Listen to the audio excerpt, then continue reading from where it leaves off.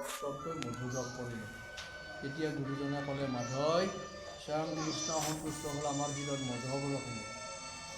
126জন ভকতৰ ভিতৰত বুঢ়ীৰ পুৱা গোবিন্দহাতৈ নামৰ এজন ভকত আছিলে। তেখেতক ক'লে, গোবিন্দহাতৈ তুমি এতিয়া গছত উঠিব লাগে, মৌৰস পাৰিব লাগে, ভকতসকলক প্ৰসাদ হিচাপে বিতৰণ কৰি দিব লাগে। গোবিন্দহাতৈ সেৱা সৎকাৰ কাৰি গুৰুজনাক সেৱা সৎকাৰ কৰি গছত উঠি মৌৰস পাৰিলে। তেতিয়া গুৰুজনাক আনি চমজালে, প্ৰভু এয়া মৌৰস পৰা হ'ল। তেতিয়া গুৰুজনে বাণী দিলে, তোমাৰ মৌৰস পৰা হ'ল, আমিও এগছি বন্তি জ্বলাওঁ। এইডোখৰ জাগাৰ নাম আছিল চন্দনচৰা, আজিৰ পৰা নাম ৰখা হ'ল মধুপুৰ। আৰু মধুপুৰ নামে এখন পবিত্ৰ স্থান হৈ উঠিব এদিন। 85 বছৰ বয়সত মধুপান কৰি মধুপুৰ নাম ৰচনা কৰি তেওঁ আকৌ বৰপেটা পাটবাসীলৈ গুচি গ'ল। যেতিয়া বৰপেটা পাটবাসী পালে, ভকতসকলে নিজৰ নিজৰ স্থানলৈ গুচি গ'ল।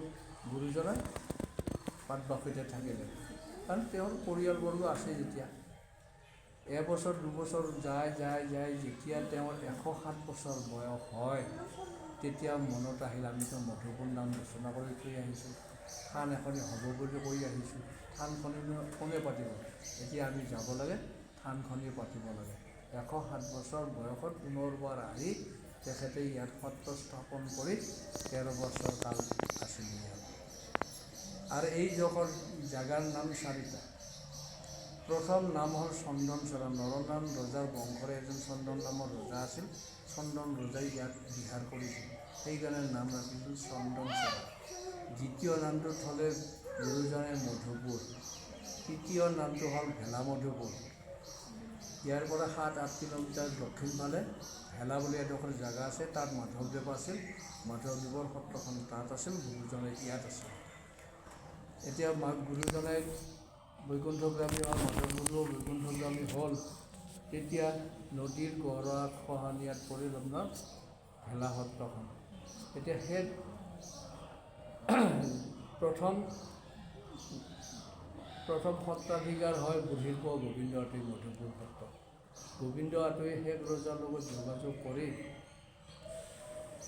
ভেলাৰ পৰা মাধৱ গুৰুৰ যিখিনি বয় বস্তু আনিছিল, আনি পেলাই ইয়াতে গুৰুজনাৰ লগত লগৰ কাৰণে নাম পালে ভেলা মধুপুৰ। চতুৰ্থ নাম হ'ল দহমুকুটৰ থান। আপুনি যে ৰাতিপুৱা কৈছিলে নহয় 10 ভকত, এই 10জন আটাপুৰুষ। প্ৰথম বৈকুণ্ঠগ্ৰামী হ'ল বুঢ়ীৰ পুৱা গোবিন্দহাতৈ, 9জন থাকিলে নহয়। মাঘ মাহৰ শুকুলীয়া দ্বিতীয়া তিথি, বছৰ মাহ ইফাল সিফাল হৈছে, তিথি ইফাল সিফাল হোৱা নাই।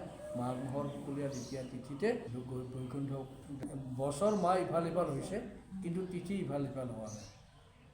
সেইকাৰণে মাঘ মাহৰ শুকুলীয়া দ্বিতীয়া তিথিত গোবিন্দহাতৈ তিথি আমি পতা হয়। আৰু লগতে 9জন আটাপুৰুষৰো একেলগে 10জন আটাপুৰুষৰ তিৰোভাৱ তিথিটো পালন কৰা হয়।